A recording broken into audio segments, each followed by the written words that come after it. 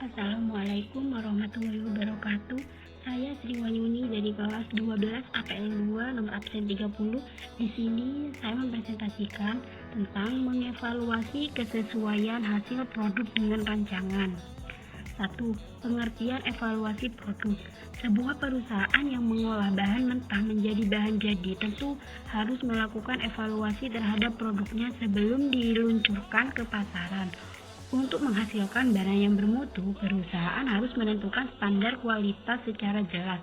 Pentingnya melakukan evaluasi produk agar perusahaan bisa memantau setiap kerusakan produk, kemudian dicari penyebabnya dengan segera dilakukan perbaikan. Evaluasi produk adalah evaluasi yang diarahkan untuk melihat hasil program yang akan dicapai sebagai dasar untuk menentukan keputusan akhir diperbaiki, dimodifikasi, ditingkatkan, atau dihentikan.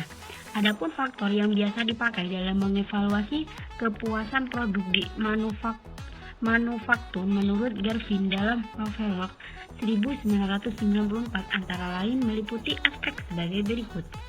A. Reputasi produk serta tanggung jawab perusahaan terhadapnya. Dalam hal ini, konsumen melihat kinerja, performance, karakteristik, operasi pokok dari produk inti yang dibeli. Ciri-ciri atau keistimewaan tambahan, yaitu karakteristik sekunder atau pelengkap yang merupakan fasilitas tambahan yang menambah fungsi dasar berkaitan dengan pilihan pengembangan. C.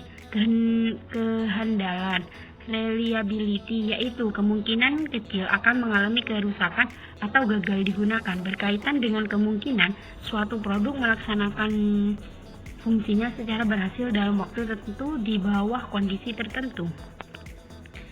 D. Kesesuaian dengan spesifikasi, conformance to specification, yaitu sejauh mana karakteristik, desain, dan operasi memenuhi standar yang telah ditetapkan. E. Daya tahan, durability, berkaitan dengan berapa lama produk tersebut dapat digunakan.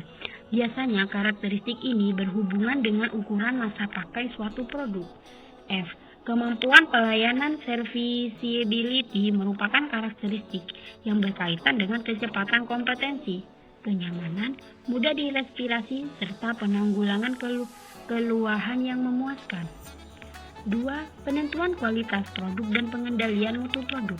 Adapun standar dari kualitas suatu produk ditetapkan dengan mempertimbangkan hal-hal sebagai berikut. A. Kualitas produk pesaing. Minimal perusahaan menghasilkan produk dengan kualitas yang sama dengan pesaing, bahkan sedapat mungkin lebih baik dari produk pesaing. B. Manfaat akhir dari produk. Apakah produk tersebut sebagai produk akhir atau produk perantara untuk diproduksi lebih lanjut? E. C. Keseimbangan antara harga dan kualitas. Perusahaan harus menyesuaikan harga jual dengan kualitas produk. Konsumen tidak akan segan membeli dengan harga tinggi bila kualitas dari produk yang dibelinya memang terjamin atau berkualitas super. Pengendalian mutu terhadap produk. Tentu sangat diperlukan pengendalian mutu atau quality control adalah proses penilaian dan pengemasan kualitas atas hal-hal yang berkaitan dengan produksi. ISO 9000 mendefinisikan pengendalian mutu sebagai bagian dari manajemen kualitas yang berfokus pada pemenuhan standar kualitas suatu produk. 3. Pendekatan pengendalian kualitas produk.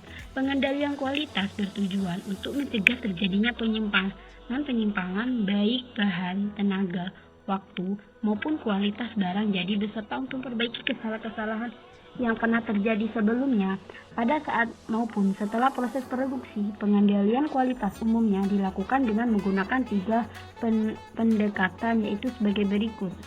A. Pendekatan masukan. Kualitas suatu produk akhir sangat ditentukan oleh kualitas masukan, input, produksi baik bahan baku atau pendukung, tenaga kerja maupun peralatan produksi yang digunakan. Pengendalian kualitas berdasarkan pendekatan masukan adalah pengendalian dengan cara menetapkan standar yang sangat ketat terhadap spesifikasi bahan baku diperiksa secara cermat.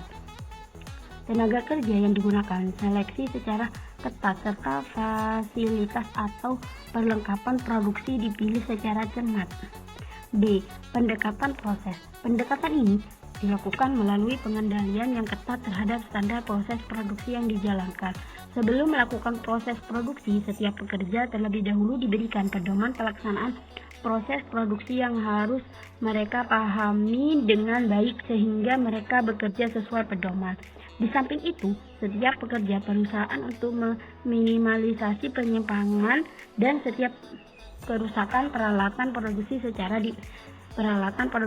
diperbaiki. C. Pendekatan keluaran. Pendekatan ini dilakukan dengan melihat kesesuaian produk akhir dengan pesanan atau standar yang telah ditetapkan, yaitu dengan melihat dan memeriksa sampel produk. Di samping itu, pengendalian dengan pendekatan ini juga dilakukan terhadap fasilitas penyimpangan produk akhir.